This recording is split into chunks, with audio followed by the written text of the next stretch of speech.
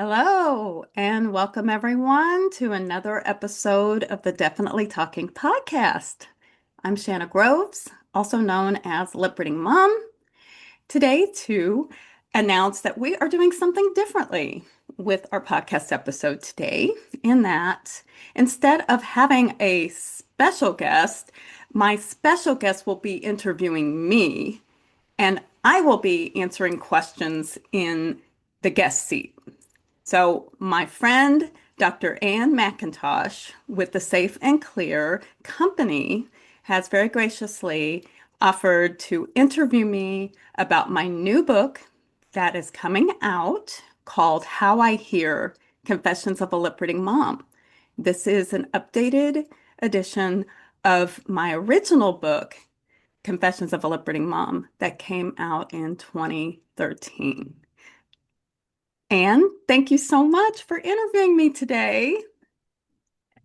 Well, thank you for allowing me this opportunity. So, yes, we're going to be flipping the script here. I was your first guest on your podcast, and so you had interviewed me, and so it is good to be back. Thank you for that. And as you have said, you've got a new book coming out, but you first published this book in 2013, and so you've revised this book again. But if you can just share a little bit about why it is that you thought the book was important to do back in 2013. What was going on? Yes. In 2013, my children were very young. I have a photo to show you Oh, of my three. This photo was taken approximately 2010, 2011. And my three children, I have two boys and a daughter. They were, one was in middle school, one was in elementary school, and one was in preschool. Well, now, many years later, it is 2026, and I am trying to reestablish my identity, I guess, as a mom. When I wrote The Lip Reading Mom, the first book in 2013, I was in a very different stage of parenting. I was a very active parent. I was mostly a what you would call a stay-at-home mom, and I volunteered a lot at my children's schools. Things have changed though, because my oldest child is about to graduate college, and my daughter is in college, and my youngest son will be graduating high school soon. And I'm at a different stage of parenting in what is known as the empty nester. So I thought it would be good to revisit that point of my life when things were very busy, when my hearing loss was more newly identified. I hadn't had as much time to reflect on my hearing loss journey in 2013 as I do today in 2026. And so I've had a lot more life happen in those 13 years. so you've updated the book in 2026 because of your hearing loss, which you say, the parenting and all that. But also along that pathway is you've added a cochlear implant. So I'm thinking that perhaps the cochlear implant experience is what kind of made this more worthy for you to say, let's go back to this 2013 manuscript and take a look at it. So, do you want to share a little bit more about how the 2026 version of your book differs from the 2013 because of your cochlear implant? Yes. Well, before we talk about the cochlear implant itself, again, I've had 13 additional years to reflect on my life, my hearing loss journey, being a parent. Also, the book tackles the topic of mental health. I've had a lot of introspection on each of these things. And when I was writing in 2013, I was in the midst of feeling a lot of emotions regarding my hearing loss, being a very busy mom, being stressed a lot, also dealing with some significant loss in my family, which the book will talk about. And I've had some time to reflect. And that journey, I think, is richer now that I've had a chance to look at my life and my children and my parenting journey and my hearing loss as a person in her 50s, as opposed to a person in her early 30s. Now, you mentioned the cochlear implant. I had surgery in the summer of 2025 to receive a cochlear implant in my left ear. I had been struggling with additional hearing loss. When I was first diagnosed in 2001, rather, it's been so long ago, 26 Mm. years. But in 2001, when my hearing loss was diagnosed, it was considered progressive sensory neural hearing loss. And so I knew at some point I would continue to lose more hearing. It was just a question of time. And so about 2 years ago, I did have a significant drop in my hearing, especially in my left ear. That was the ear that I considered my better ear. And when I had that drop in hearing, it threw me off completely. It became very difficult for me to hear things, environmental sounds, to participate in conversations.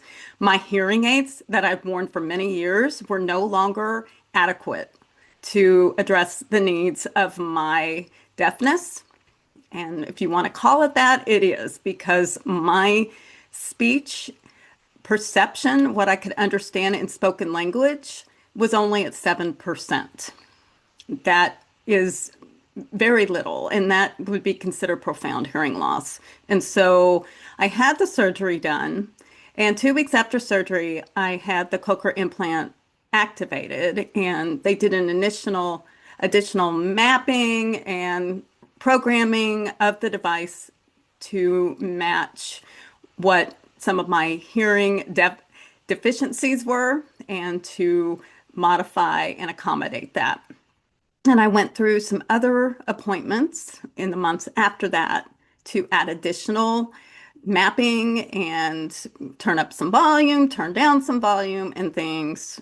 When I was tested at 3 months post cochlear implant activation, my understanding of speech had jumped from 7% to 94%. And Incredible. I'm so excited to be back out there sharing about my experiences because this is very significant. It's life-changing. It's been a game changer being able to have a device that helps me understand speech and hear music and hear my kids who are grown, hear them from a different room, hear them on the phone. It's just a whole different world now. And you talked about in 2013, you did not really have time, you were just experiencing things. And so now in 2026, you've had time to reflect back on it, the introspection, and you bring up mental health. And I also think that in today's world, we're much more open about to talking about mental health and not separating it so much from physical health, that mental health is a part of our health. And we're just now getting around to talking about that. And we're using words like work-life balance. That has a lot to do with mental health and mental health days and other kinds of things and relaxation and calming and meditation and yoga, all of those things, because for so long we had not really identified those as being important features to help our overall health. So if we're not well mentally, we're probably not well physically, emotionally, and all of those kind of things. And hearing loss can sometimes play a big role in that. Most definitely. You know, having the nature of progressive hearing loss anyway, it's a mystery as to when my hearing would continue to decline.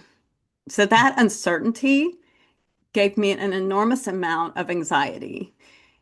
With that anxiety, though, I dealt with some depression. And the depression was that would I be able to continue having meaningful conversations with people, including my 3 children as they were growing? I became very depressed and realized that I needed to get help. I also In my family, we experienced some significant loss, which the book does talk about. So I was dealing with grieving, not only the ability to hear, but people in my life who had passed on. And I was also doing all of this while being a very hands-on mom. Like I said, it was just such a busy season of life that now I'm at that point, and to where you know, my kids don't need me as much anymore. I've had some time to process having a hearing loss and deafness. I've had some time to deal with grief and get counseling and get the right medication and help for that.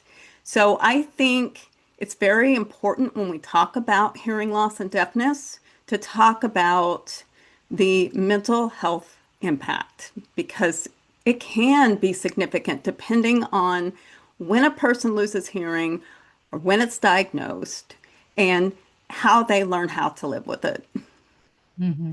Because that meaningful conversation, you were talking about connection with your community, your peers, your work group, your friends, your family, your children, all that's really important, that social capital piece of us, because we are, as Homo sapiens, we are geared toward being social beings. So that is very, very important.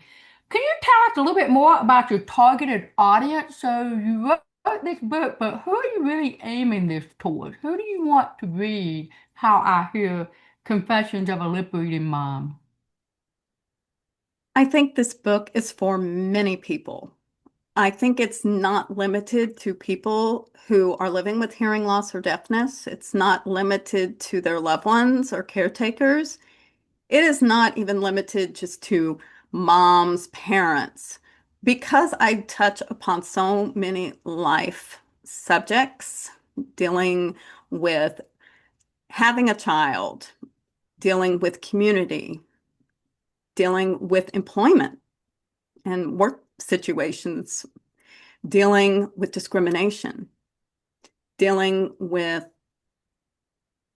all of the mental health aspects that we, as human beings, we all at one point or another may experience. And so I see this book honestly being for anyone who likes to read books that would be considered memoir or uh, narrative nonfiction, because I do write as if it is a novel, and that I use unique dialogue and pacing and plotting and all of that. But it's a real story, a real person, and that person is the me, the person who wrote the book.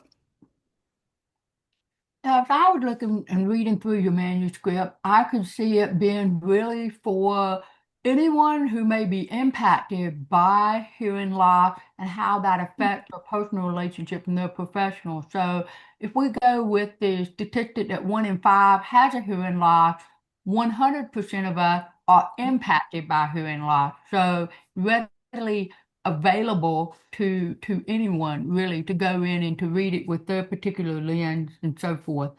What are some takeaways that you want people who get the book and read the book after they finish reading the book?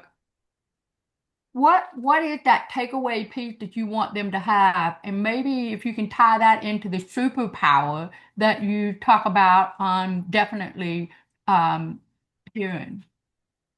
Yes. Well, we hear a lot about the words tenacity and grit as far as, in the workforce or just with life situations, with aging. Mhm. And I think the underlying theme of this book is the grit that I learned to develop because of loss and because of gain. I gained three children in a matter of 10 years. I gained some of my hearing ability back when I started wearing hearing aids. I gained some of my confidence when I started getting more involved in the community and advocating for the hearing loss community. So I think this book talks about tenacity, that you can look at loss, losing hearing, losing your health, losing a family member, whatever that loss is. We can look at it in the context of what am I learning? How can I use this loss and what I'm learning to help others? And then ultimately, from that learning and that insight, I have gained some wisdom through tenacity, through loss. I've gained something that cannot be taken away from me. No one can take away tenacity. It's not like hearing loss, where it could, accelerate over time. It's not like the aging process to where maybe our bodies start to decline over time. It's tenacity is something in here. And a lot of that, for me personally, has to do with my faith. And I do have faith that everyone's life has a purpose, and we need to be on a journey of always seeking, being curious, looking at loss in a different lens, and touching upon how our lives can touch each other's lives. How one simple conversation that I maybe experienced in my book, or maybe my experience in a hospital that I had when my children were born, maybe an encounter happened there in the book that later in my book I'll reflect on and go, aha, that's why that happened. That's what I learned from that situation. But at the time, I was so immersed in dealing with survival or just what needed to get done that I didn't have the wisdom that I learned through tenacity. So lessons learned are not always immediate. We're in a society of instant gratification, but sometimes that learning, it's that process and reflection that can come hours, days, months, or even years later. And I think hearing loss does humanize us in many ways for that.